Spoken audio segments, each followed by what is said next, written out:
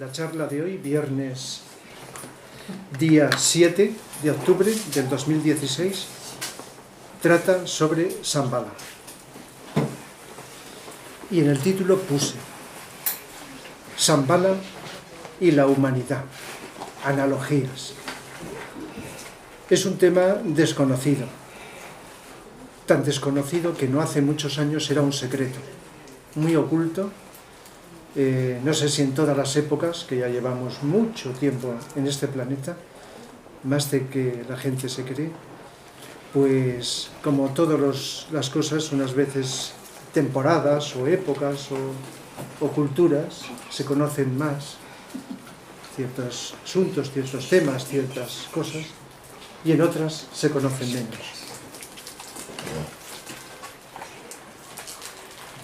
Y no es que se conozca ahora más porque tengamos democracia, bueno, eso que se llama democracia, sino porque os voy a explicar pues que hay razones por las cuales poco a poco, aunque la televisión no hable de ello, esto se va a ir conociendo más y más. Para decirlos, Shambhala es un lugar,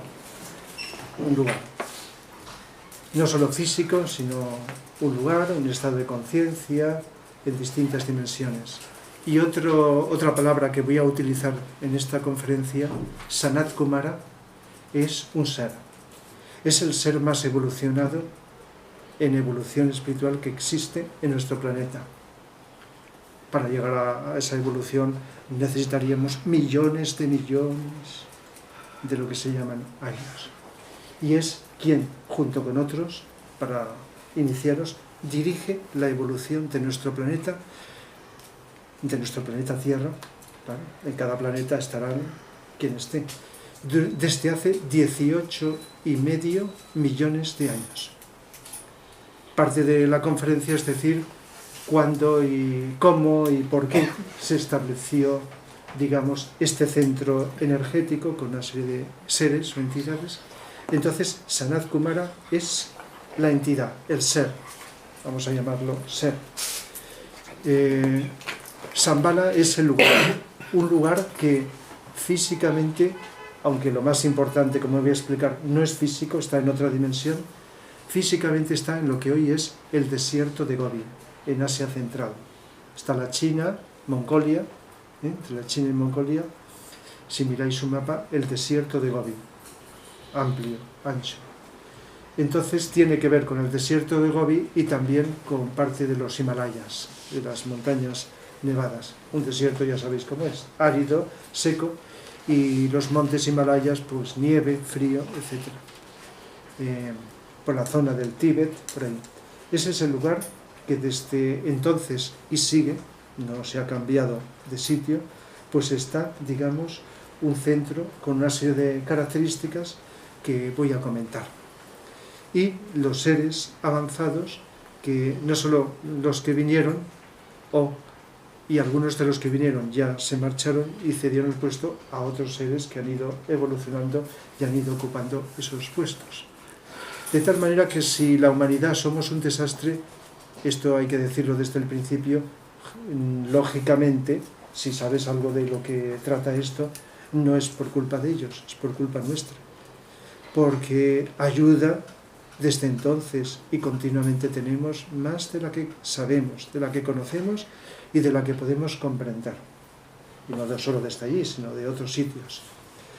Pero en todo el cosmos no se puede hacer la evolución, dicho de otra manera, la evolución no se puede imponer a nadie ni a nada, sino que la evolución de las unidades de conciencia que habitan de una manera interminable todo el cosmos tiene que evolucionar por sí mismas. Y no es ni de este planeta, ni de este sistema solar, ni de esta galaxia. Esto es una de esas cosas que se puede decir genérica. Por mucha ayuda que haya, por mucho estímulo, siempre es cada unidad de conciencia la que realiza su evolución principalmente por su propio impulso, por su propia libertad, por su propia decisión. Nada más que con ayuda las cosas van a un ritmo y se desenvuelven de una forma, y sin ayuda son más lentas y a veces pues no se pueden conseguir ciertas cosas. Siempre hay una ayuda de alguien o de algo que está por encima a lo que está por debajo, sea a nivel planetario, a nivel solar, a nivel humano, etc. Si cogemos un niño, y esto es real, y lo abandonamos, pues, y sobrevive físicamente, y ha ocurrido, no puede desarrollarse psicológicamente ni culturalmente, si no recibe los estímulos que ya sabéis. Podrá sobrevivir físicamente, pero con unas limitaciones muy grandes. De tal manera que necesitamos estímulos y alimentos, no solo físicos para el cuerpo, sino psicológicos, espirituales, o como queramos decir. Esto es como una introducción genérica. A lo largo de la historia de la humanidad, Shambhala ha sido un mito. Se han escrito libros, se han hecho películas, y por lo tanto pues se ha hablado de ello incluso con distintos nombres. No sé si os sonará, por ejemplo, Agartha, la palabra Agartha. Si os sonará Shangri-La. En el año 1933 un escritor, James Milton, escribió Horizontes Perdidos, una novela que habla de Shangri-La. No es Shambhala, pero algo tiene relación, y de la cual un director de cine, Frank Capra, hizo la película Horizontes Perdidos. No confundamos, Horizontes Lejanos es otra, Horizontes de Grandeza son otras películas. Horizontes Perdidos, es que hay varias con el nombre de Horizontes. Y entonces habla de Shangri-La. No sé si la habéis visto, la película muy extendida, de un lugar donde el ambiente es de nieve, de los montes nevados, pero a través de una puerta se accede a un lugar donde hay una temperatura ideal y donde las personas no envejecen. Físicamente hablando, porque lo que se expresa así es físico. También hay otra palabra que está en la Biblia, que es la ciudad de las 7 puertas. La Nueva Jerusalén, ciudad de las 7 puertas. Pues la Biblia, que es una escritura como otras sagradas, está escrita simbólicamente. Y por lo tanto habla de cosas que, por muy cristianos y por mucho que se sepa de la religión, se pueden desconocer. Ciudad de las 7 puertas. Tiene que ver con algo que os voy a hablar de las 7 esferas de Shambhala.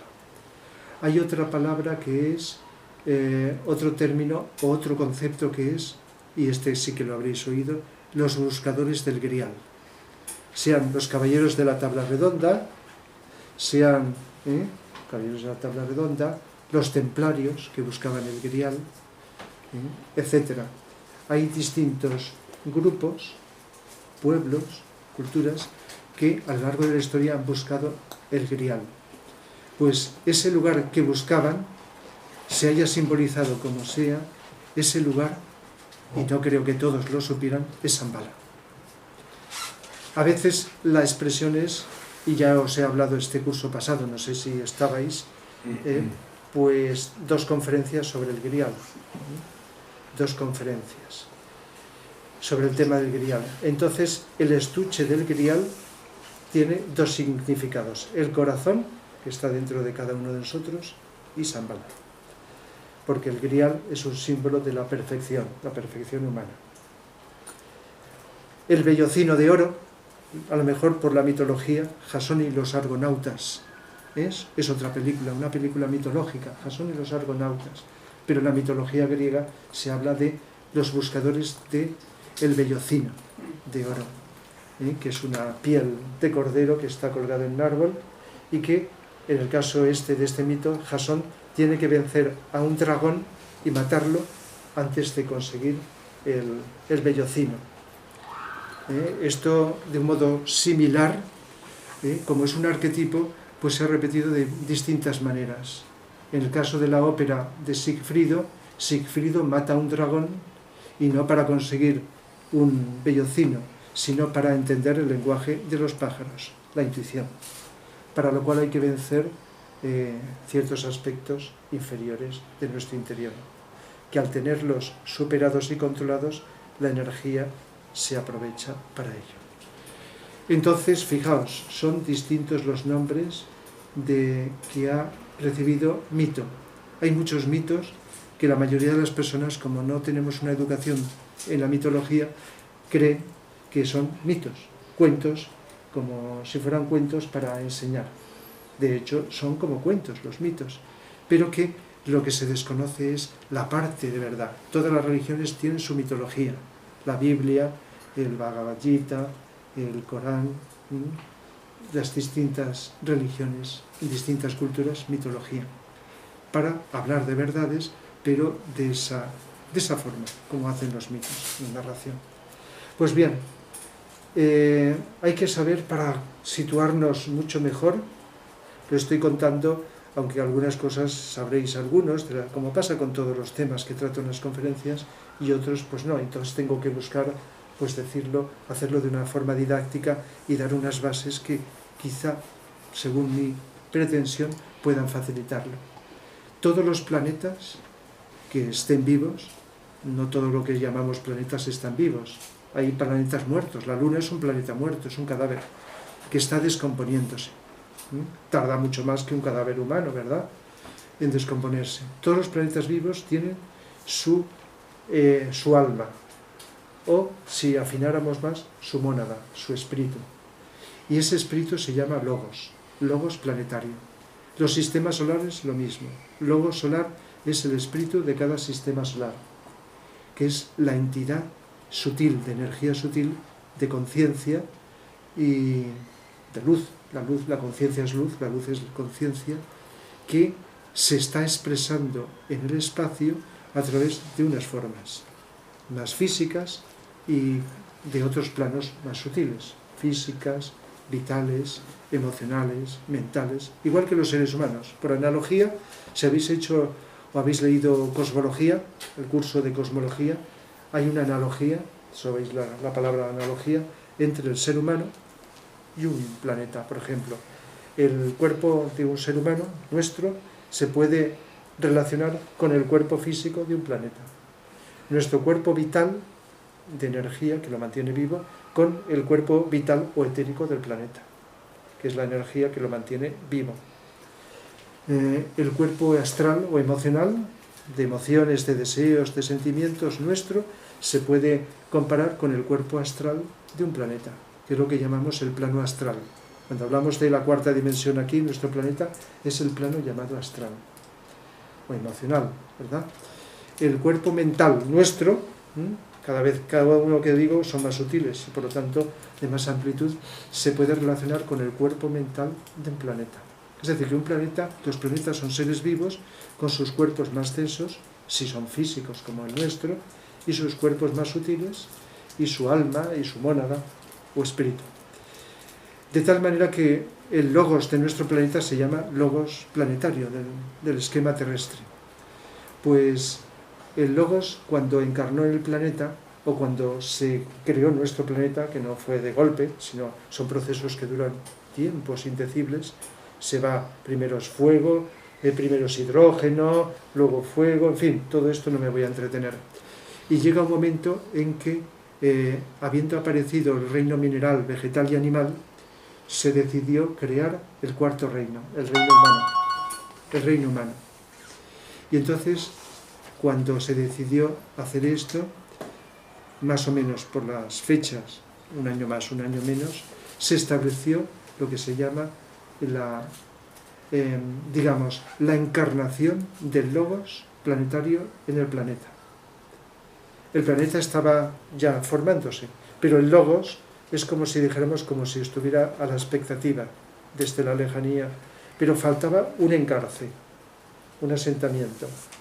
Entonces esa encarnación, para poderla hacer, necesitó de un intermediario, y de todos los que podían hacerlo y se ofrecieron, fue un ser muy avanzado de Venus, del planeta Venus, que está un tiempo indecible por delante de nosotros en evolución. Prácticamente de nuestro sistema solar somos, junto con Marte y Plutón, los menos evolucionados, los más materializados. los habitantes de los demás planetas, bueno, y de otros lugares, son tan elevados que están en vibraciones más sutiles. Es una evolución mucho mayor. Entonces, este ser, que era un iniciado muy alto, de la 9ª iniciación, si os interesa estos detalles, se ofreció para servir de intermediario entre el Logos nuestro, y el planeta físico, vital, emocional. Y este ser, Sanat Kumara, de los que se ofrecieron voluntariamente por un gran sacrificio de disminuir su vibración, porque seres muy avanzados, con una sutilidad muy grande, encarnar no físicamente, porque no pueden por su evolución, sino etéricamente. De tal manera que Sanat Kumara, su cuerpo más denso, no es físico, es etérico. Y entonces se ofreció y vino de Venus junto con otros seres. Lo que se llama, si leéis libros, señores de la llama de Venus. Vino, se llama Sanat Kumara, junto con 6 Kumaras, como si fueran discípulos.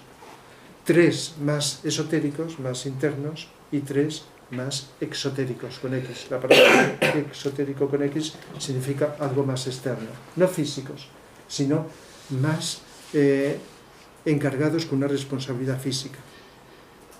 Para situarnos, aunque voy a tener que ir simplificando todas estas cosas porque hay muchas cosas interesantes para transmitir. Estos Budas, llamados seres, Kumaras, llamados también Budas, esotéricos y Budas, son, como he dicho, 3 y 3, que junto con Sanat Kumara forman 7. El número 7 es un número en nuestro planeta y sistema solar especial. Entonces, los 3 más exotéricos son los que, para poder encarnar, utilizaron los 3 primeros reinos de la naturaleza, de tal manera que la conciencia de uno de ellos se fusionó con el reino mineral, de otro con el reino vegetal y otro con el reino animal.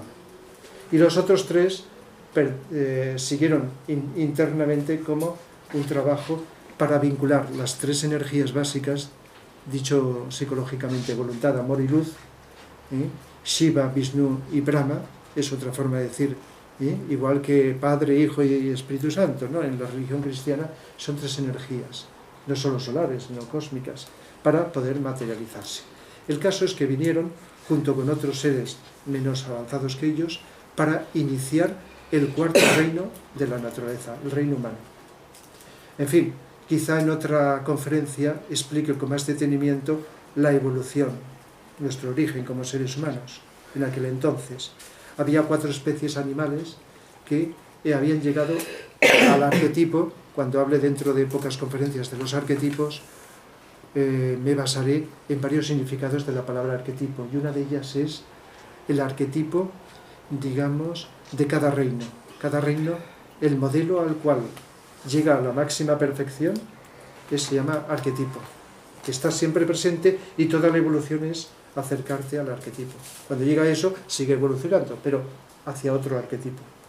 Eso ya lo explicaré, porque todo, seres humanos, reinos de la naturaleza, y todo tiene sus arquetipos. El caso es que en aquel momento, hace esos millones de años, se estableció en lo que entonces era un mar. Lo que ahora es el desierto de Gobi era un mar de agua, y había una isla con monte nevado. Es por eso en los libros pone la isla blanca en el mar de Gobi. Ya sabéis que lo que unas veces es desierto, en otras veces, y eso continuará. Ahora, en un futuro, algunos continentes se hundirán, serán agua, otros continentes surgirán del agua. Eso ha pasado varias veces en el pasado de la Tierra y seguirá ocurriendo en el futuro. No mañana, ni el año que viene, aún falta para eso, pero todo esto va cambiando progresivamente.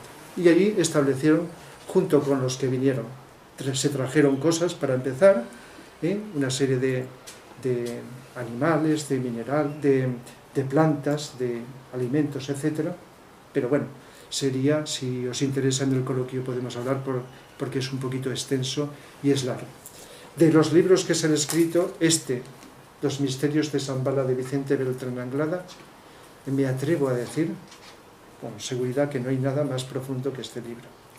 Por supuesto que otros han escrito, Shambhala, Oasis de Luz, y Nicolás Roerich, Shambhala.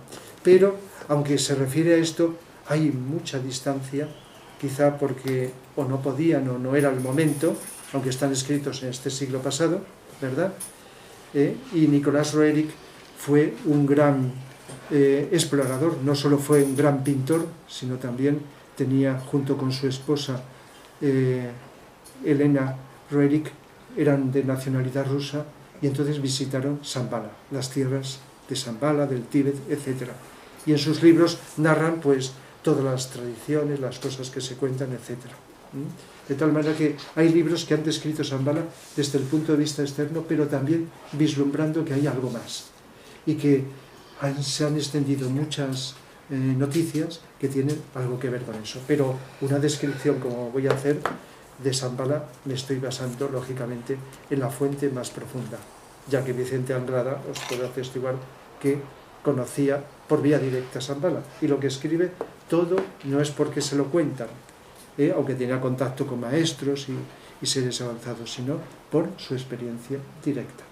Entonces me baso, claro, más que mi experiencia, solo mi pequeña intuición para intentar comprender lo que seres de mucha confianza pues han dicho. Esto lo tenía que haber advertido desde el principio. No voy a hablar de Shambhala por experiencia, sino por intuición. Entonces aquí está descrito la llegada, el establecimiento, etc., incluso distintas características de esto. Vinieron estos seres y progresivamente la creación de la humanidad, os está diciendo, fue hecha entonces. Se invocó a unas entidades muy elevadas llamadas ángeles solares, que es lo que se unieron cada uno al alma de cada uno de los seres humanos, y se dice que si no hubieran venido los ángeles solares, para llegar a donde estamos ahora como humanidad, hubiéramos necesitado unos cuantos millones de años más. Es decir, que sin el ángel solar la evolución humana hubiera continuado, pero estaríamos todavía más retrasados porque sería más lenta. Pero debido a que en aquella época vinieron estos seres, se llaman ángeles solares, del Sol, unos seres que alcanzaron todos los grados de maestría en un universo anterior. Y por lo tanto se ofrecieron, como pasa en otros lugares, en otros sistemas solares, etc., para ayudar a acelerar la evolución. Por eso cuando se habla del maestro interior, que decimos el alma, lo podemos llamar alma o el yo superior, es el ángel solar. Nuestra alma va evolucionando, estaba vacía cuando empezamos y ha ido rellenándose con la experiencia positiva. Pero quien realmente dirige el proceso del alma como ayuda, como estímulo, es el ángel solar. Los ángeles solares, uno por cada uno de los miles de millones de seres humanos. Y eso ocurrió entonces, de tal manera que, por un lado, Sanat Kumara, Shambhala, luego, no lo he dicho, una serie de seres que vinieron, pero que luego fueron sustituidos por seres humanos que progresaron, constituyentes lo que se llama la jerarquía espiritual, la gran fraternidad blanca, que son intermediarios entre Sanat Kumara y Shambhala y la humanidad. Lo que a veces hemos nombrado como jerarquía de maestros espirituales, que son seres que humanos, han sido humanos, pero que han llegado al arquetipo humano y por lo tanto han pasado del cuarto al quinto reino y no necesitan cuerpo, a no ser que lo construyan deliberadamente. La jerarquía espiritual constituye, más que de Shambhala, aunque están en relación, un estado intermedio. De tal manera que hay como tres niveles: Shambhala, o Sanat Kumara, la jerarquía y la humanidad. Ya tenemos otro triángulo, porque el número 3 también es un número arquetípico. Cuando hable de los arquetipos, va a ser inevitable que nombre algún número, como el 3. El número 7 también lo es, el número 12 también. El número 7 se repite en muchísimas cosas, lo he dicho ya antes. El número 12, los 12 constelaciones, ¿verdad? Los 12 constelaciones, de donde luego salen los 12 meses del año que se ha dividido, y los 12 trabajos de Hércules, los 12 pétalos del chakra, los 12 discípulos, etc. Hay números arquetípicos. Hasta en la música, que hay distintos arquetipos que se expresan de un modo simbólico, también el número 3 se repite mucho. Pero bueno, eso ya lo hablamos en el tema de los arquetipos. Entonces, eso es lo que ocurrió entonces, y desde aquella época los impulsos espirituales, a los animales que se individualizaron, que no lo he especificado. Hubo 4 especies que estaban muy avanzadas como animales, que de alguna manera, al llegar al arquetipo de ese reino, eran un tipo de perros, concretamente el perro de San Bernardo, habéis oído hablar de él, un tipo de gatos, de caballos y de elefantes. El elefante, aunque es muy grande, es muy inteligente. Cada uno tiene sus energías, sus rayos. Entonces estos animales se individualizaron. Pero había una serie de seres que en la literatura se les llama semianimales, con una forma parecida a la humana, pero todavía muy tosca, no exactamente todavía, no animales, que se habían individualizado como humanos en la cadena anterior. Esto, si no es cosmología, es un poco explicarlo. Antes de formar la Tierra, el planeta donde el logos que tenemos ahora estaba en una encarnación anterior era la Luna. Lo que ahora queda de la Luna es el cadáver de aquel planeta. Y entonces la evolución del planeta Luna pasó a seguir la evolución en nuestro planeta Tierra. Es decir, la Luna murió, pero como no se descompuso, todavía está descomponiéndose, lo que llamamos la Luna, pues entonces pasó de uno a otro. Y hubo seres que se individualizaron como humanos, animales como humanos, en la cadena lunar. Son ahora los maestros, los seres más avanzados espiritualmente.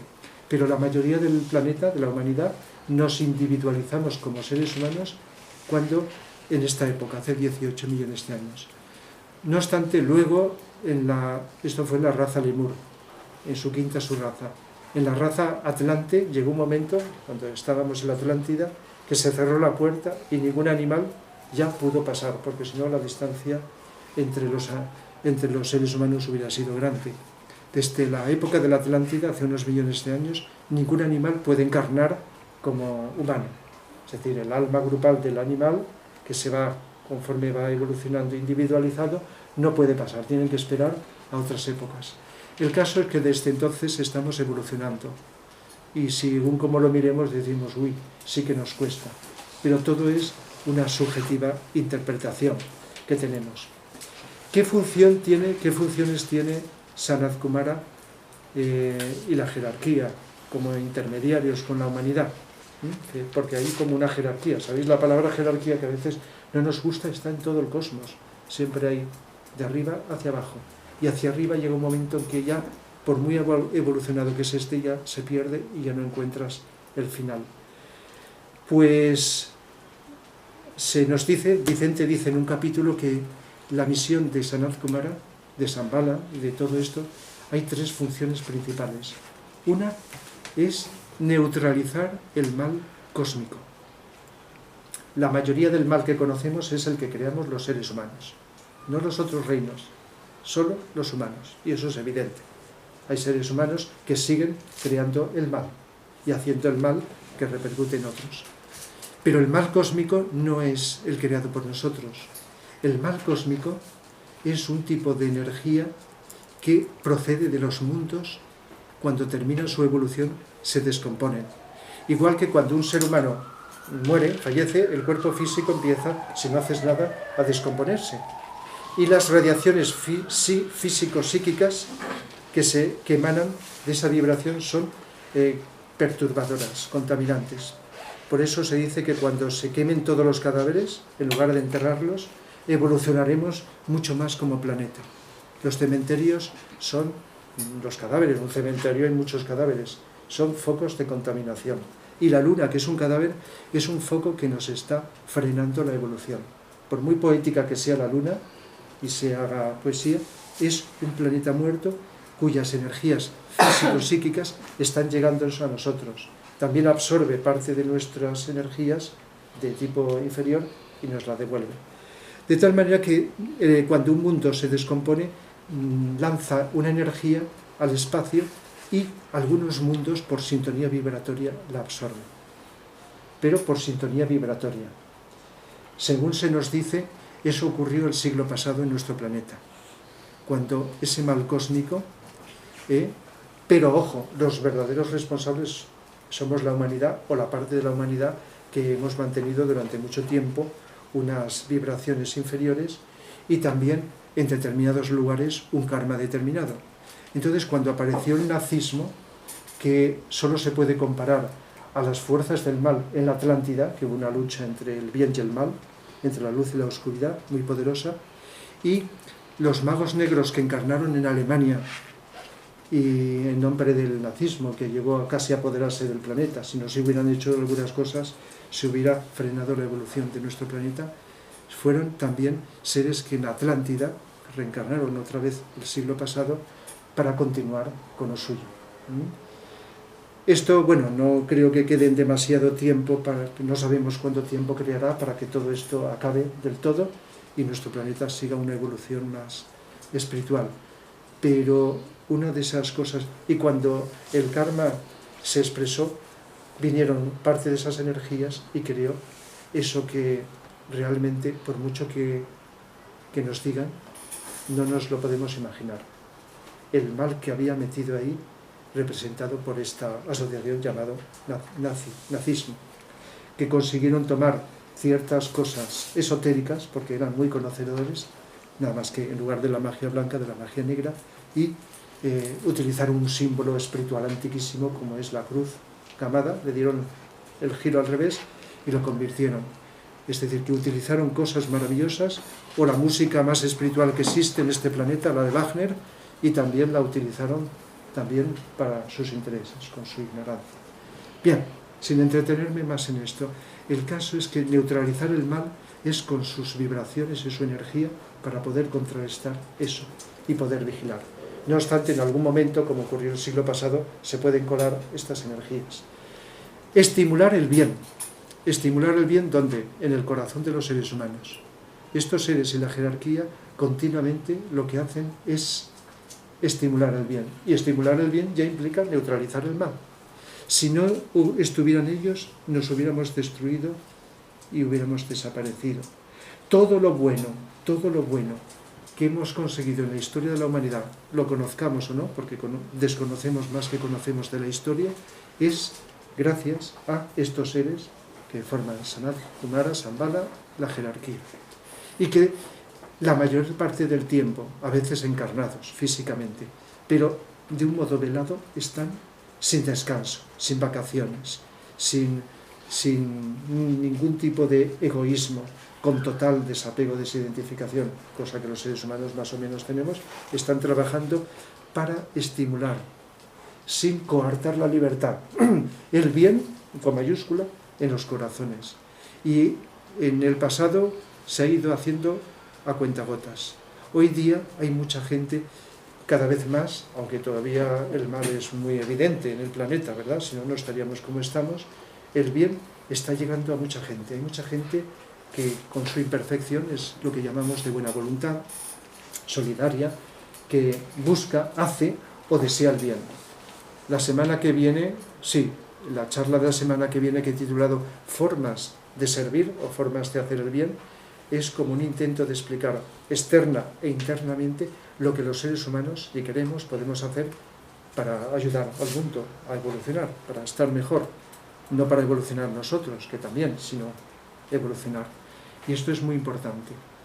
Y no podemos avanzar espiritualmente si no hay, por mucho que sepamos y por mucho que meditemos, hay un espíritu de servicio cada uno, el que puede y el que elija. Entonces, los seres que han llegado a esta situación que estoy describiendo es porque especialmente no solo han ampliado por sus meditaciones o su atención, su conciencia, sino porque han estado de un modo abnegado sirviendo a la humanidad. Y por lo tanto son los que mejor saben cómo ayudarnos, cómo estimularnos, cómo orientarnos, pero nunca imponiéndonos. De tal manera que si estos seres se están inspirando en los políticos, y los políticos son como son, no es por culpa de ellos, es porque la libertad humana, y además lo he explicado en una otra ocasión y no sé si eso será susceptible de ampliarse. Los políticos que aparecen en cada nación tienen que ver con el karma de esa nación. No es porque a casualidad aparece uno y es bueno y otro es un desastre y llega al poder, que también hay cosas de estas, pero básicamente es por el karma que hace que llegue un momento sin saber cómo, pero todo tiene su explicación, llegan al poder y representa a los ciudadanos. Esto a lo mejor no es suficiente con la explicación que da, pero es un tema de meditar porque es muy serio y muy profundo. Hasta que no cambiemos como sociedad en general, pues de vez en cuando viene alguno, algún gran ser, aparece en la política, también da un impulso, acelera la libertad y luego a veces lo acaban con él, de una forma o de otra, lo desprecian, lo marginan, etc. Es decir, que esto se da porque somos los seres humanos. Igual que otros seres en otros campos, que no es el de la política, como en la religión, como se hizo con Jesús, ¿verdad? Lo que dio, y con otros seres, pues sí, esto suele ocurrir porque estamos en la evolución que estamos.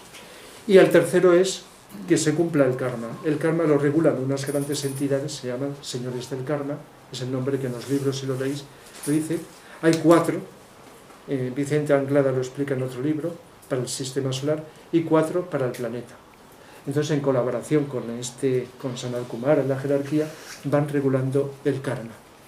En el capítulo que dice esto que os estoy diciendo, dice una cosa interesantísima, que algunos me lo habréis oído decir, porque no sé si alguien ha leído este libro, y es que estas entidades y otras mayores, si llega un momento en que algo es muy peligroso y está atentando a la evolución del planeta, se toman medidas para que eso no ocurra. Sucedió en la Atlántida cuando las fuerzas del mal estaban apoderándose. ¿Y qué se hizo? Hundir gran parte del continente atlántico en el mar. Por cierto, antes de ese hundimiento, que cogió a muchos desprevenidos, hubo quien se salvó, porque estaban advertidos. Unos lo hicieron por el mar, de ahí el mito de Noé. Mito, Noé, hay quien está buscando todavía el arca de Noé. El Noé, como casi todo en la Biblia, es un mito, por el mar. Otros por el conocimiento que tenían de grandes galerías y túneles que atraviesan todo el planeta, desde la Atlántida a otras partes. Pudieron emigrar por esos túneles. Y otros por el aire, porque en la Atlántida había naves espaciales también. Es lo que en algunos libros pone los Vimanas con V. Blavatsky, hasta Blavatsky también lo nombró, no describía esto con detalle, pero lo dijo. Entonces, eso ocurrió. De tal manera que el cumplimiento del karma se hizo esto para favorecer la evolución del planeta. Y cuando los nazis estuvieron el siglo pasado a punto, eso ya lo expliqué en otra conferencia, en la conferencia de la Gran Invocación, por ejemplo, expliqué un poquito de esto. Entonces, también invocaron energías para atajar esto y enseguida tomó otra dirección. Hubieron 3 cosas: la Gran Invocación, el impedir que los nazis, los científicos, descubrieran la bomba atómica y, por lo tanto, y la intervención de los aliados de América para que, ya sabéis la historia, para que los nazis pues acabaran. Estas cosas suceden.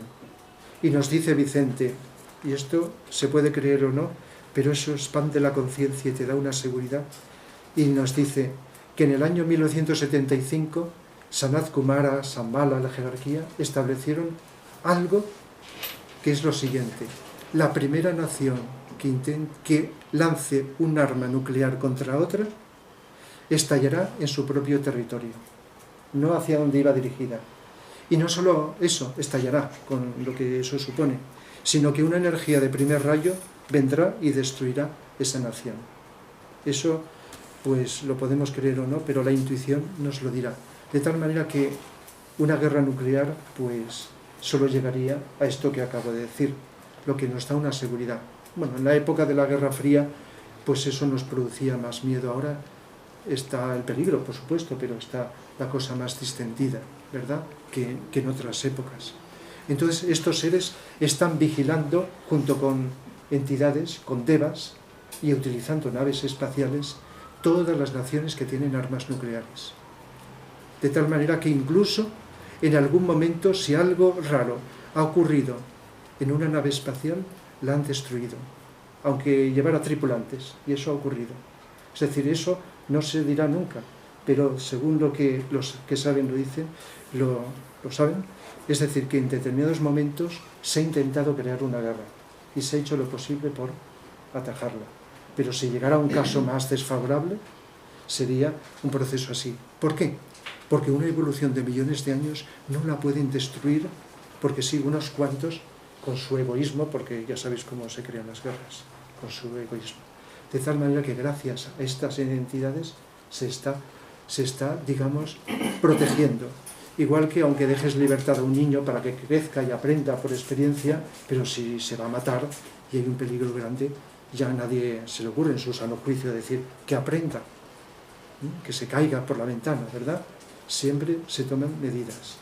Por lo tanto, no puede venir ningún ser, y nos están visitando continuamente del espacio, si no hay un permiso por parte de estas entidades. No puede venir ningún meteorito por ahí, ningún cometa desviado a destruir la Tierra. Lo digo porque habéis oído y vais a oír muchas cosas. Sí, porque está todo controlado para proteger la evolución. Lo que no pueden hacer es manipularnos para que nosotros seamos buenos. Tenemos que decidir. Pero como hay mucha gente que está deseando el bien, aunque haya también mucha gente que está con su egoísmo, hay que buscar un equilibrio y una protección. Bien, me he metido un poquito en estos detalles, pero una de las cosas que también son interesantes es las 7 esferas. El número 7 es un número arquetipo. 7 esferas son, igual que hay 7 dimensiones, no sé si habéis oído en nuestro sistema solar, en términos orientales, el plano ádico, monádico, átmico, la palabra atman en la filosofía oriental se utiliza mucho, el búdico, que es el cuarto, tanto de arriba hacia abajo, pero estoy hablando de arriba hacia abajo, el mental, el astral y el físico, 7. El físico es el que más conocemos, el astral, físico, el astral y parte del mental. Pero el cuarto es el búdico. Y el búdico, se llama búdico, no penséis ahora en Buda, porque es el punto de equilibrio, donde surge el perfecto equilibrio, porque es el centro entre los de arriba y los de abajo. Por eso la energía pura de amor viene del plano búdico. Cuando un maestro, o sin llegar a ser maestro espiritual, un iniciado, llega a ser sensible al plano búdico, lo que hace es canalizar la energía de amor puro hacia el mundo, hacia los demás. Es la conciencia de equilibrio, de paz, con mayúscula, perfecta, porque es el punto medio. Si sabéis algo de los 7 rayos, el cuarto rayo se llama armonía a través del conflicto. Primero hay conflicto y cuando lo superas hay armonía. Y la armonía no es llegar a una meta y ya está, sino es un equilibrio entre lo de arriba y lo de abajo. Entonces, como la conferencia he puesto analogías, pues si os dijera que el plano físico es lo que vemos, pero que en ese desierto de Gobi, subterráneo, está lleno de galerías, y en plano físico no, pero en el plano etérico. Por eso el que vaya físicamente, en el caso de que le dejaran, no lo va a ver con los ojos. Hay como un inmenso museo donde los discípulos, sin llegar a ser iniciados, reciben lecciones, porque ahí está todos los reinos, todas las clases de minerales que a lo largo de la historia del planeta han aparecido, todos los vegetales, todos los animales, todas las razas humanas, todas las conquistas que hemos hecho la humanidad. ¿Verdad que es como un museo? La analogía con lo que ahora conocemos nosotros es cuando vamos a una biblioteca, hay muchos libros que nos hablan del pasado o de lo que conocemos. Y también cuando vamos a un museo de historia o arqueológico o de lo que sea, pues también lo que se ha conseguido rescatar del pasado. Esa es la analogía. Y a mucha gente nos interesa para aumentar la cultura, conocer el pasado, etc. Pues bien, en sus cuerpos sutiles, acompañados por seres más avanzados, las personas que están en entrenamiento espiritual, eso suele hacerse la noche cuando estamos durmiendo, pues son dirigidos a esos lugares, esas grutas, pero en cuerpos sutiles, donde se aprende toda la historia del pasado de la humanidad. Esa es una de las analogías físicas. Ahí está, es como el átomo, los átomos permanentes, no sé si todos lo sabéis, está grabado todo lo que hemos vivido en todas las encarnaciones desde que empezamos, física, emocional, mentalmente o espiritualmente. Pues algo así. Luego, esa es la 7ª esfera, la más densa. Luego hay otra que es el cuerpo astral del planeta. Y la esfera astral está formada por toda la energía de tipo emocional, de deseos, emociones, del logos. La comparación analógica es nuestro cuerpo astral, ¿verdad? Que tenemos deseos, emociones y sentimientos más groseros o más sutiles, más elevados nosotros, y eso lo vivimos, según nuestra evolución, en nuestro cuerpo astral emocional. Pues una esfera de Shambhala está formado por este cuerpo del planeta y del logos, porque los logos son como seres humanos, tienen sus atracciones y sus rechazos. ¿Verdad que los átomos unos se atraen y otros se repelen? Y no porque sean buenos y malos, sino porque hay distintos tipos de vibración. Pues los logos pasa lo mismo. Hay como una gran familia cósmica de logos en el planeta, por ley de analogía, y unos se atraen más, tienen más relaciones kármicas, otros se distancian menos. Entonces, eso que ha explicado en otras conferencias como egregores, que hemos creado con nuestras emociones, sentimientos, los seres humanos, está constituyendo una esfera de Shambhala, con todo lo bueno, lo más espiritual o lo más denso, porque podemos tener sentimientos sublimes, ¿verdad? Y deseos burdos, groseros, malvados, ¿verdad? Egoístas. Entonces eso que ocurre en nosotros a nivel general. Por lo tanto, por ley de analogía, está sucediendo lo mismo en nosotros que en el Logos o en Sanat Kumara. Esa es la sexta. La quinta tiene que ver con la mente, igual que nuestra mente. El número 5 se relaciona con la mente, aparte de otros significados. La mente, nosotros tenemos una mente con la que pensamos, imaginamos, ideamos, memorizamos, etc. Pues también hay una mente planetaria en la cual está, digamos, grabados todos los proyectos, planos o arquetipos.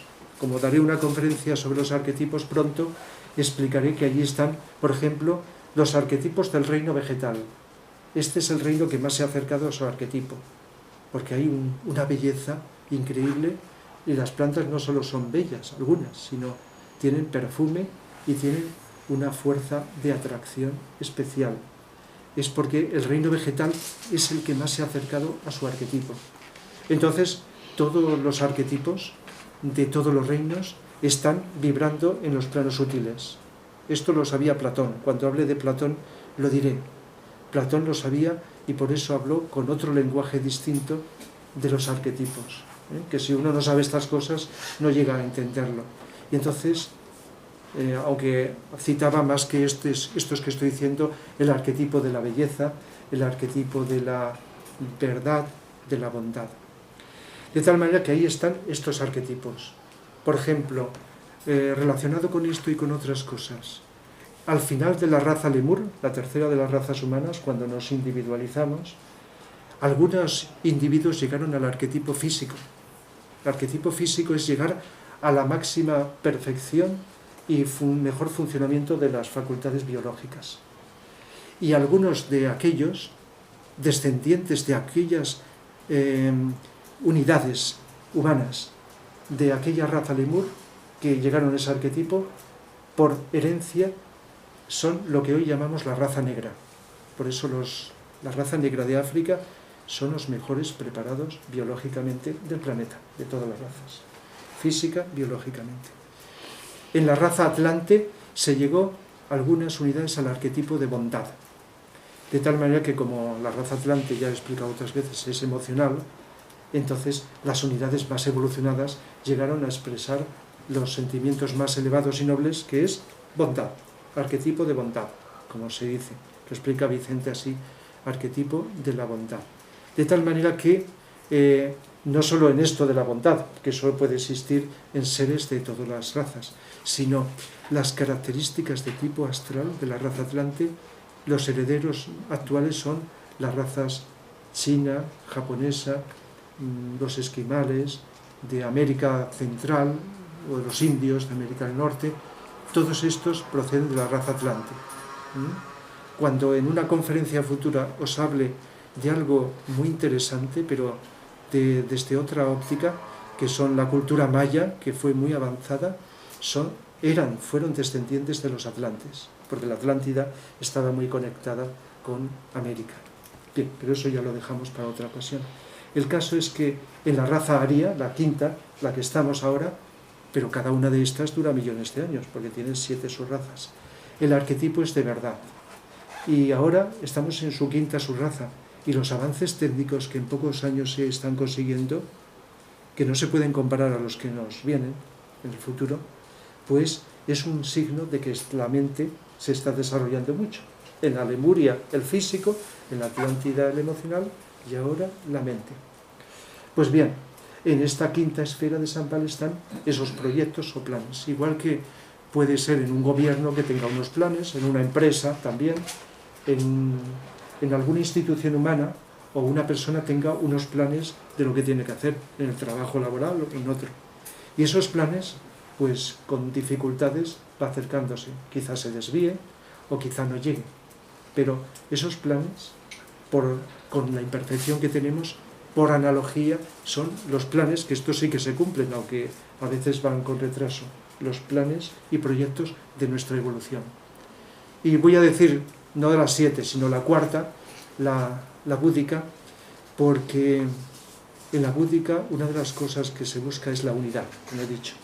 ¿Verdad que amor significa unidad? Pues bien, eso para la humanidad es una aspiración. Todavía no hemos llegado a la unidad.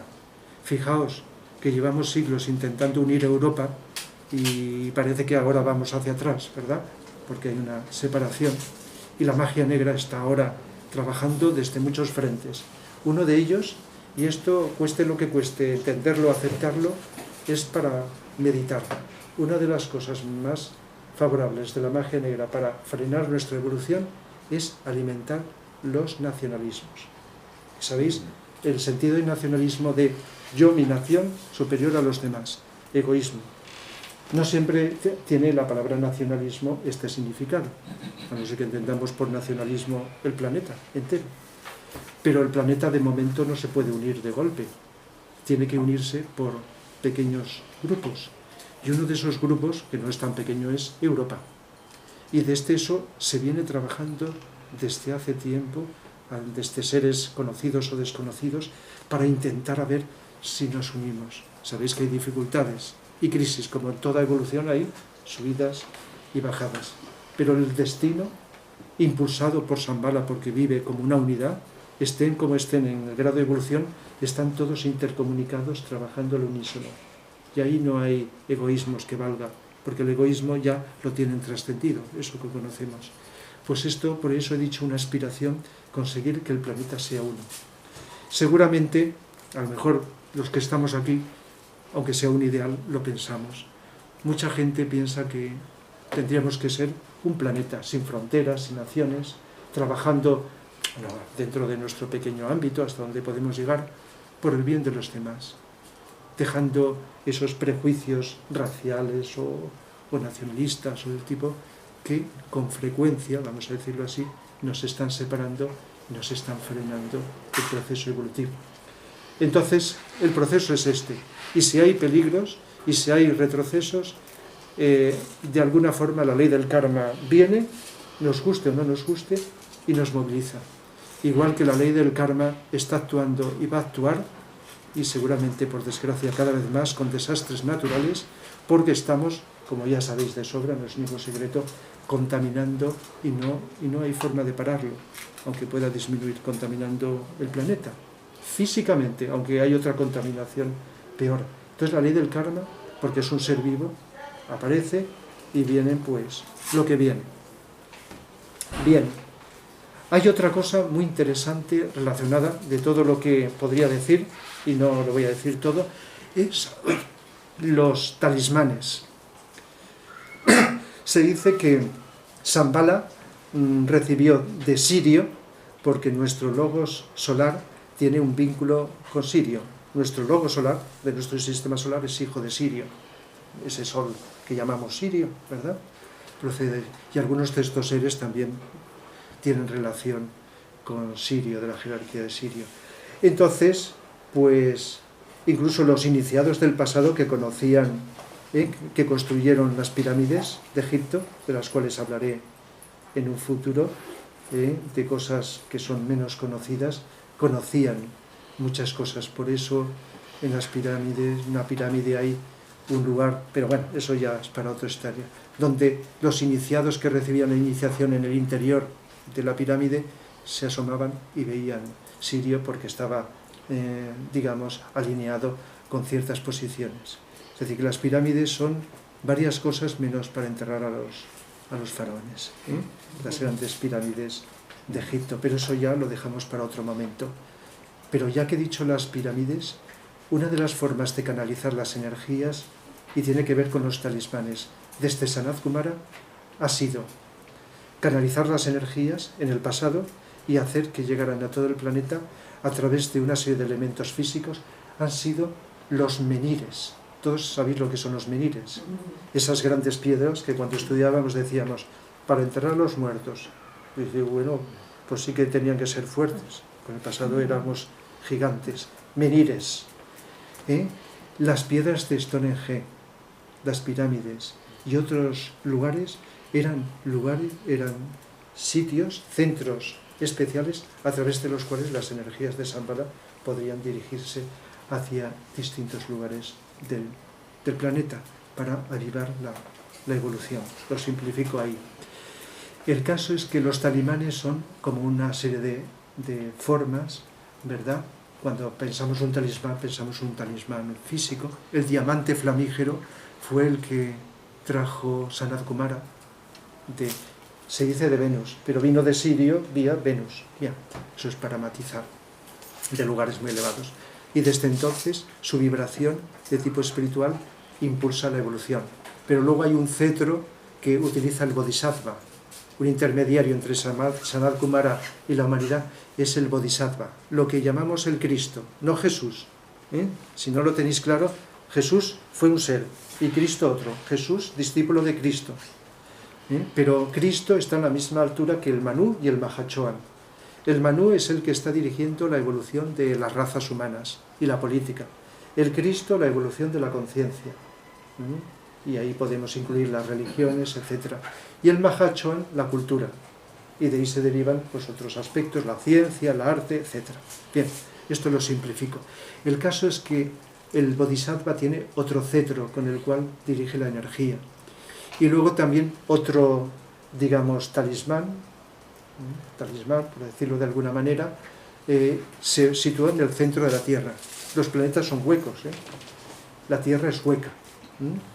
Un ser muy intuitivo que dijo lo que pudo decir sobre esto y otras cosas y que se adelantó mucho a su tiempo, pero tenía que decirlo de esa manera, aunque no os puedo asegurar hasta dónde llegó, fue Julio Verne. Ya, aunque hace muchos años que hablé en una conferencia sobre Julio Verne, quizá pueda ser interesante, porque nos habla de la Tierra hueca. Lo que pasa es que no es exactamente como lo dijo. También nos habló de la Atlántida, nos habló de muchas cosas que sabéis de sobra que no. Entonces la Tierra está hueca, como todo planeta vivo, y en el centro se puso un talismán que se puede comparar con un sol.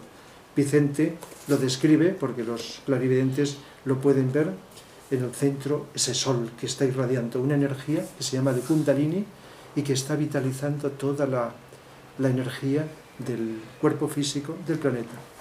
Por analogía, habéis oído hablar que en el chakra o centro que tenemos en la base de la columna vertebral, el más básica, el que nos da conciencia material, está una energía que se llama Kundalini. Una de las cosas peores que podemos hacer es despertarla artificialmente, porque nos destruye. Y hay gente que se ha destruido intentando con yoga y meditaciones y ejercicios despertarla, sin estar preparado. Cuando uno está espiritualmente preparado, se despierta y vitaliza los demás chakras de arriba y expande la conciencia. Entonces, similar, analogía, el Kundalini humano y el Kundalini que está. Es el fuego de Brahma. Lo que la religión cristiana, sin saberlo, ha simbolizado en el Espíritu Santo. Talismán del Espíritu Santo. Nada más que la religión cristiana, en lugar de hablar del Padre, la Madre y el Hijo, habló del Padre, el Hijo y el Espíritu Santo. Pero bueno, son deformaciones que se hacen y que están ahí en la historia. Entonces hay como unos centros. Y luego hay un montón de talismanes que están irradiando energía repartidos por todo el planeta. Estaba hablando en sentido positivo, sentido positivo. Si habéis visto la película Cristal Oscuro, nos habla de un talismán, de una piedra, un cristal, lo llama como cristal, que llegó a la Tierra y luego se dividió. Y habla de la luz y la oscuridad, lo positivo y negativo, cristal oscuro. Y al final de la película, o del libro, hay como una unificación. No sé si la conocéis la película, pero bueno, ya la veremos en algún momento. Aunque está hecho con muñecos, más que con seres humanos, pero hay una filosofía. No es estos talismanes, tiene algo que ver, pero no es del todo así. El caso es que siempre se ha hablado de talismanes o de cetros, que es como una vara. ¿Verdad que los reyes del planeta tienen como símbolos la corona, en la mano derecha un cetro, y en la izquierda la bola del mundo? Sobre todo si se consideraban reyes, aunque no lo fueran, de todo el planeta. Eso es una analogía material de Sanat Kumara, cuya corona es de 9 puntas. ¿Por qué 9? Porque tiene 9 iniciaciones, la estrella de 9 puntas. El cetro, digamos, es el diamante flamígero con el cual dirige las energías de todo el planeta, y la bola del mundo es porque es el rey del mundo, no en sentido humano. La analogía es esa, que sepamos, o por lo menos que sepamos, pues no ha habido reyes, habrán sido mejores o peores reyes así. Sí, los ha habido, pero no de la historia que nos cuentan. En el pasado, grandes seres iniciados sí que se hicieron en determinados momentos, se erigieron reyes digamos, de eso, pero es la historia que no nos cuentan, que no está en los libros de historia, porque es muy larga. Pero los reyes, ya sabéis que unos más, otros menos, el egoísmo y sobre todo el espejismo de creer que son reyes, y eso ya es un espejismo, ser reyes. Cuando se hable de la vida de sueño de Calderón de la Barca, pues quizá un ejemplo es eso. Hasta los reyes sueñan que son reyes. Pero ¿reyes de qué? Me estoy refiriendo a los reyes humanos. Independientemente que hayan actuado mejor o peor, porque hay de todo. Bien. Esos son símbolos analógicos. Y sin saberlo, pues los reyes, no sé, en estos momentos, bueno, algún rey pues presume de corona, etcétera, etcétera. Eso pues tiende a desaparecer, pero quizá ya hay unas transmutaciones porque tendrán que ir apareciendo seres que tengan una capacidad interna para gobernar mayores extensiones, ¿no?, de la población. Bien, los cetros se cargan por inducción. Se dice en física que un objeto con una carga eléctrica se acerca a otro y que recibe esta carga y se carga a su vez. Eso se llama una carga eléctrica por inducción. De tal manera que, ¿cuál es la analogía? Estos cetros pues están, digamos, vitalizando a otros menores y de ahí se va estableciendo. Cuando aparece una ciudad en el planeta, previamente es porque se ha establecido antes de que aparezca un talismán en un lugar, y entonces va atrayendo y se va atrayendo muchas cosas y se va creando ese pueblo, esa ciudad. Las cosas se preparan con antelación. Y eso es un tema muy interesante cuando lo vas conociendo con detalle, porque todo está preparado. Cuando se crea una raza, cuando se crea una religión, cuando se crea cosas así, se va preparando con antelación. Cosas que todavía tardarán a lo mejor siglos, se están preparando ya en el planeta. Todo va de alguna forma a niveles internos, energéticos, como configurándose de alguna forma. Bien, entonces eso es un tema interesante. Otra analogía de lo que acabo de decir es cuando una persona está vibrando espiritualmente, no intelectual, sino con una vibración auténticamente espiritual, no voy a decir todas, otras personas se acercan a su lado y reciben, sin saberlo, por inducción, parte de esa carga espiritual, lo cual no quiere decir que se hagan espirituales, pero empieza a vibrar y puede ser el toque para empezar a acelerar el proceso. Si tuviéramos la posibilidad, cosa que es muy minoritaria y muy difícil, de estar cerca de un maestro espiritual, Si no reduce la carga, nos destruye, porque la vibración de un maestro espiritual, en su nivel, a nosotros los seres humanos, es muy grande. Y si algunos de los seres del espacio que nos visitan contactaran con nosotros, nos destruirían. Porque para viajar por el espacio, como haremos en el futuro, entre galaxias y eso lejanas, no solo se necesita avances técnicos, sino evolución espiritual. Entonces, los maestros, cuando encarnan y se manifiestan, tienen que reducir la vibración y pasar más desapercibidos. Y poder estar junto a las personas, hacer su trabajo, y algunas ni se enterarán, y otras irán recibiendo esa energía. De tal manera que parte de nuestra evolución no es por lo que se dice o por lo que leemos, que también, sino por las cargas de energía espiritual que vamos recibiendo y que, si estamos, como lo diríamos, predispuestos o abiertos y sintonizamos con ellas, sin saberlo de dónde nos viene, sentimos desde dentro un impulso a abrir nuestra conciencia, abrir nuestro corazón y ser mejores. Y de los arquetipos, no insisto, solamente decir, porque voy a hablar próximamente, hay una serie de arquetipos, y lo he dicho antes, cuando el reino vegetal llega a su arquetipo, presenta no solamente una belleza, sino un perfume y una irradiación, ¿verdad?, que atrae. El reino vegetal está emitiendo una vibración energética, no solamente el perfume. Los minerales más evolucionados son los radiactivos.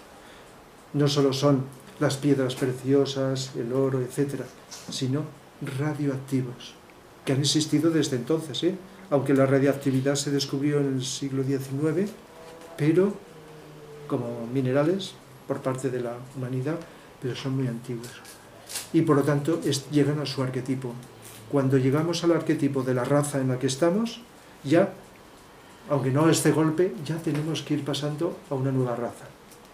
Cuando el animal llega al arquetipo, tiene que estar en espera a una época en la cual puede pasar a convertir su alma grupal en alma humana.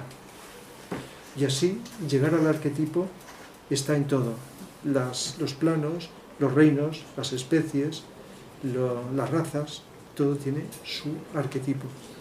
Y en los planos sutiles están los arquetipos de cómo seremos dentro de millones de años, como humanos, según dicen los que lo pueden ver, con una belleza increíble. Al final de la séptima raza raíz, seremos parecidos a los ángeles, con una vibración más transparente, más sutil, porque la evolución de los ángeles y los seres humanos nos vamos acercando progresivamente. Y decir, para ir terminando, porque me he alargado mucho en este tema, que los 7 rayos, que si alguien no lo conoce, no conocéis el tema, tengo una conferencia sobre ello, son las 7 energías universales, se van descendiendo progresivamente hasta llegar a nosotros. Nuestro logo solar, este segundo rayo, el rayo del amor, sabiduría. Por eso lo más importante, no solo en este planeta que estamos, sino en nuestro sistema solar, de todas las energías, de las 7, es el amor. Pero el rayo del amor, segundo rayo, se bifurca en 7 subrayos. Entonces, cuando hablamos de 7 rayos en nuestro sistema solar, nos estamos refiriendo a 7 subrayos de este rayo. Por ejemplo, somos como planeta Tierra de tercer rayo, llamado de inteligencia activa. Pero otros planetas como Vulcano y Plutón son de primer rayo. Venus, aunque la mitología lo ha relacionado con la belleza, es de quinto rayo, el rayo de la mente concreta. Y cada planeta canaliza unos rayos, y cuando llegan a nosotros pasan por los demás planetas y llegan a nosotros. Y en psicología hablamos, y es la psicología del futuro, de los rayos. Eso lo hacemos en algunos cursos, etc. Pero es interesante hablar los 7 rayos a nivel planetario, porque Vicente Anglada lo dice, le dedica un capítulo, el último, dice, el primer rayo lo relaciona con el propósito, lo dice así, de la unidad manifestada. No insisto mucho porque lo he nombrado antes.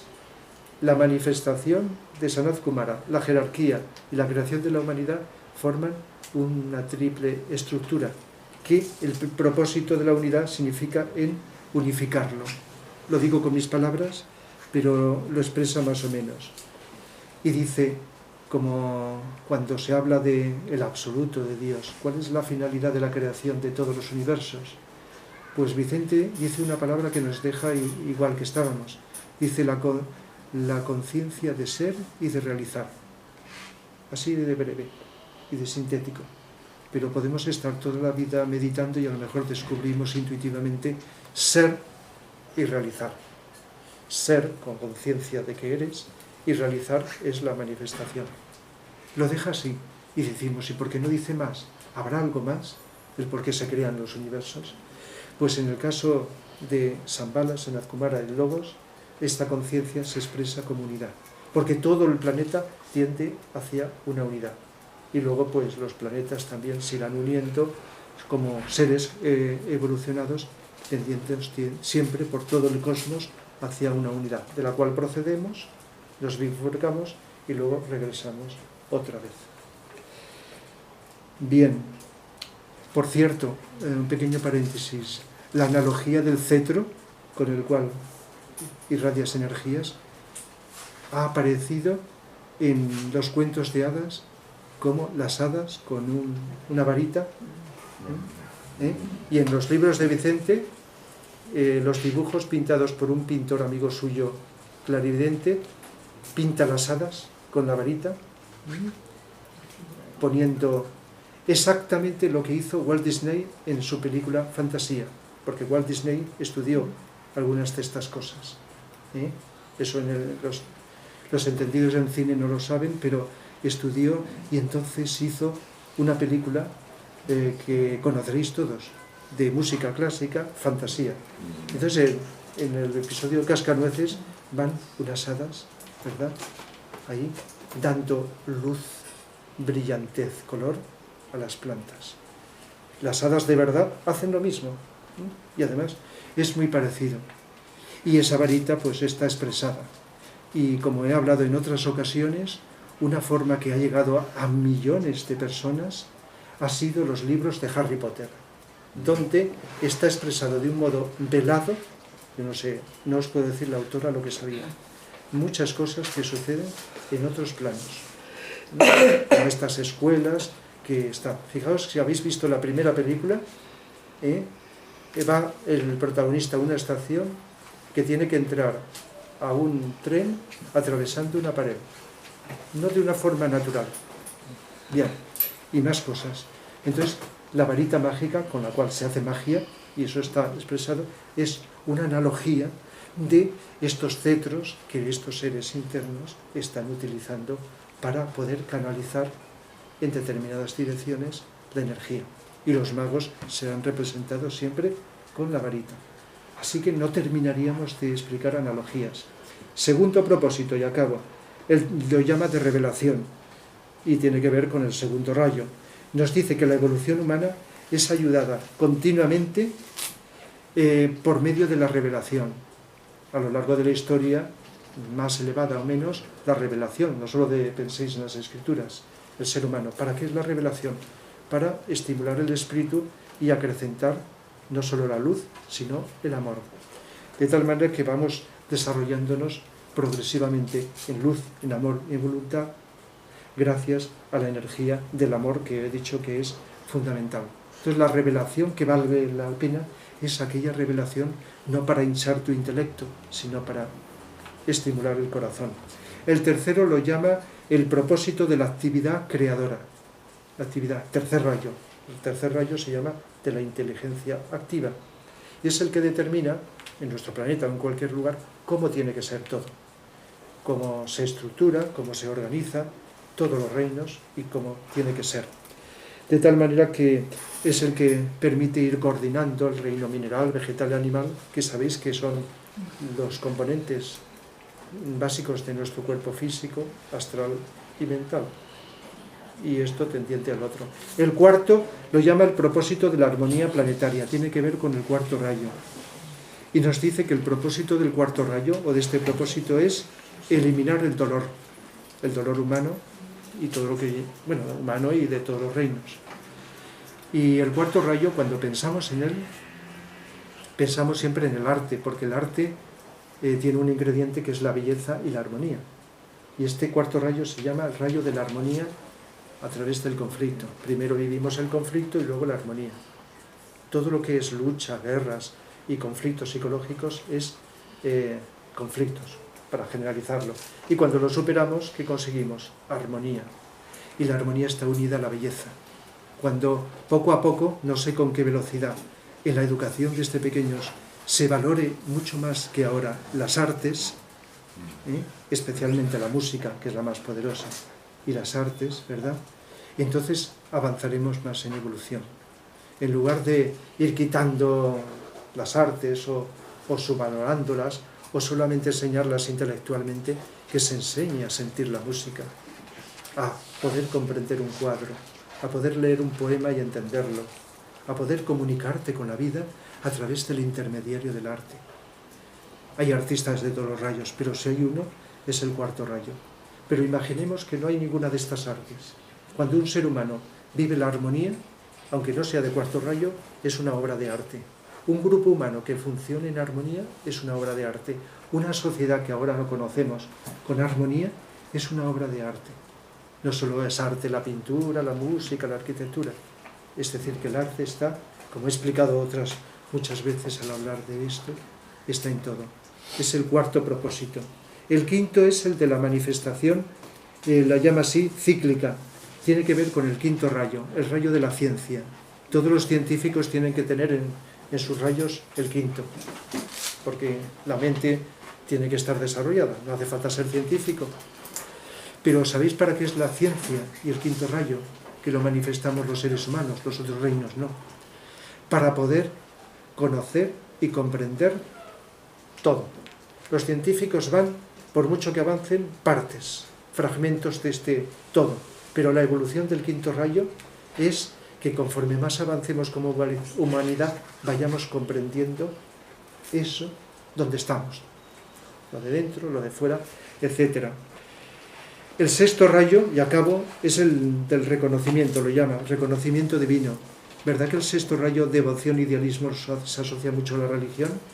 Las religiones tienen mucho sexto rayo. Conforme el sexto rayo vaya disminuyendo, las personas tan devotas que todavía existen van a ir disminuyendo, porque va siendo sustituido, históricamente hablando, planetariamente por el séptimo, el de la magia organizada. Entonces, el sexto rayo tiene por función conseguir que podamos comprender y reconocer la divinidad. No penséis en la religión, aunque la religión es una derivación de ello. Podemos estar sin religión. Y en el futuro, como he hablado otras veces, la religión estará como impregnando, como el arte. No solo será arte la música o la arquitectura, será todo lo que hagamos cuando estemos más evolucionados. Y religión será la apertura de nuestro corazón a lo de arriba. No necesariamente rituales y liturgias, aunque las habrá muy diferentes de las actuales. Entonces nos dice que el deseo por evolución se convierte en emoción y luego en sentimiento creador que nos relaciona con el amor. Y el propósito, el séptimo rayo de la magia organizada, séptimo rayo del ritmo, de la organización, de la magia, séptimo rayo, que está históricamente viniendo. Y una de las señales es que cada vez hay más interés por, aunque sea negra, por la magia, aunque sea por temas paranormales que a veces se desvían mucho de lo de eso, pero hay un interés en la humanidad muy grande. Y por eso aparece la magia de una forma, de otra, en novelas, en películas, por aquí, por allá. Cada autor, hasta donde su inspiración le llega, deformándolo, materializándolo, etc., está ahí presente. Y tiene mucho éxito, aunque la gente no entienda. ¿Verdad que la Guerra de las Galaxias, que dedico una conferencia, y El Señor de los Anillos, para hacer estas películas se inspiró, bueno, el autor, no los cineastas, el autor de los libros en El Anillo del Nibelungo de Wagner, pues está ahí, está omnipresente. Pero se trataría, para terminar, el propósito, dice Vicente, básico de la manifestación planetaria es que el logos se exprese a través de símbolos de forma. Esa es la magia de la creación. Por eso en alguna ocasión, cuando he hablado de la importancia de la simbología, he dicho, todos los universos que se manifiestan son símbolos de algo que está inmanifestado. Todo el universo, denso o menos denso, como creación de los mundos, son como símbolos materiales de algo que es más sutil, que necesita expresarse y manifestarse. Bien, si habéis podido asimilar, me he dejado muchas cosas, pero he dicho, creo, que demasiadas.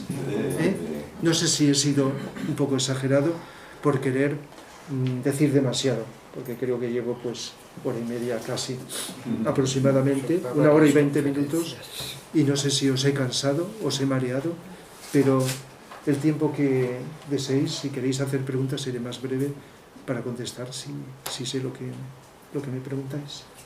Pues ahí hay un centro que, creamos o no, está, y lo que no les importa es que lo reconozcamos o no, trabajando y trabajando, trabajando. Y cada vez estos maestros espirituales e iniciados, que todavía no llegan a maestro, van a encarnar cada vez más. Y todavía falta para ello, pero van a ir ocupando, no de golpe en una fecha, sino poco a poco, todos los puestos de la política, de la economía, de la educación, de las religiones, de las artes. Algunos de los iniciados, a veces altos, han ocupado algún puesto en alguna nación, que han producido ahí una gran revolución.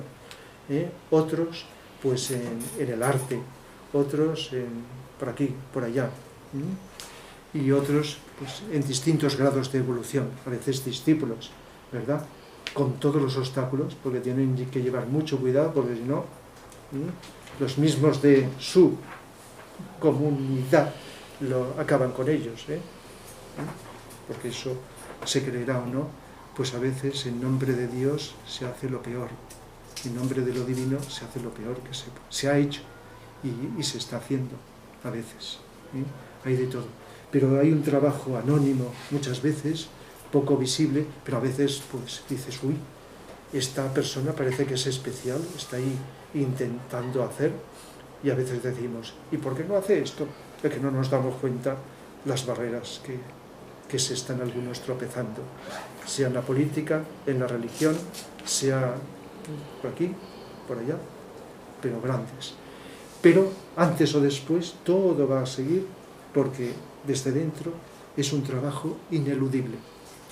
Y si nos resistimos, igual que pasa con la contaminación, pues el karma viene y entonces el karma actúa con inteligencia y amor, Decimos, uy, el karma qué daño hace, y tantas muertes y tanto esto, lo otro.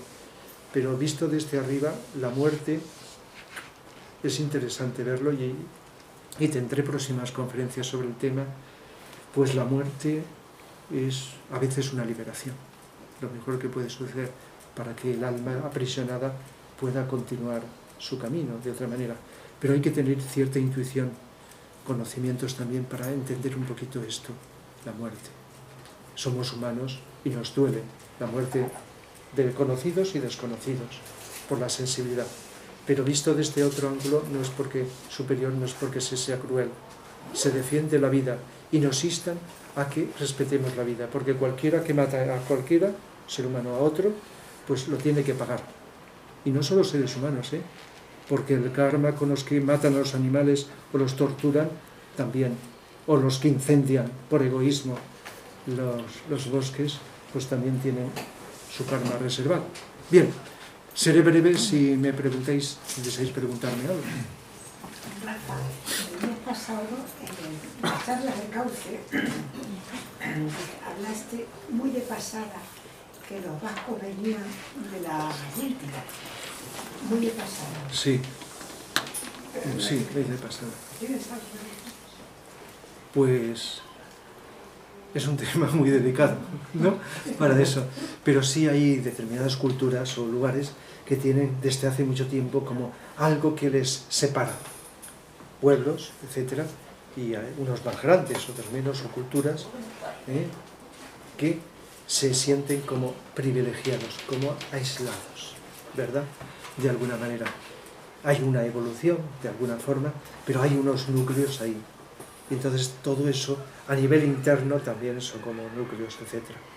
Entonces, igual que la civilización egipcia fueron, de cuando se hundió la Atlántida, algunos de los emigrantes, la mayoría fueron hacia Asia, algunos se quedaron en Egipto y crearon ahí una civilización, pero anterior a la que nos cuentan los libros, antes de lo que las dinastías que nos cuentan los libros, hubo con faraones iniciados, porque faraones que nos habla la historia, de iniciados nada, ¿no? Si eso es la iniciación, ¿verdad? Abusando de los pueblos y haciendo esclavos y todo eso que nos han contado, eso nada. Eso. Y entonces, pues lógicamente también España tenía alguna relación. En la charla que di sobre la Atlántida, hace un año, un poco más o eso, también algo ¿no? También. Y los autores que conocen eso hablan también de España, de eso. Entonces, un núcleo sería el País Vasco. Por eso le está costando mucho lo que es inevitable en el futuro, integrarse.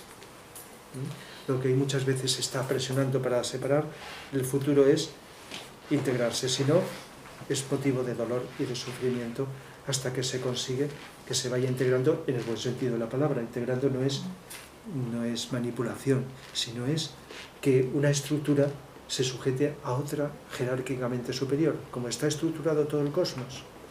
Jerárquicamente está así, de tal manera que, bueno, las comunidades que forman lo que llamamos España están formando una unidad. Y quizá en alguna conferencia pueda dedicarme a hablar del alma de las naciones, ¿no? El alma, que es lo que no se ve. Pero las naciones tienen sus egregores, su alma, su espíritu. Y entonces, pues está con todas las dificultades. Entonces, las partes de una nación, pues si está ya establecida, están dentro de sus estructuras. Y luego las naciones pueden formar como otra gran nación, como los Estados Unidos de América, ¿verdad?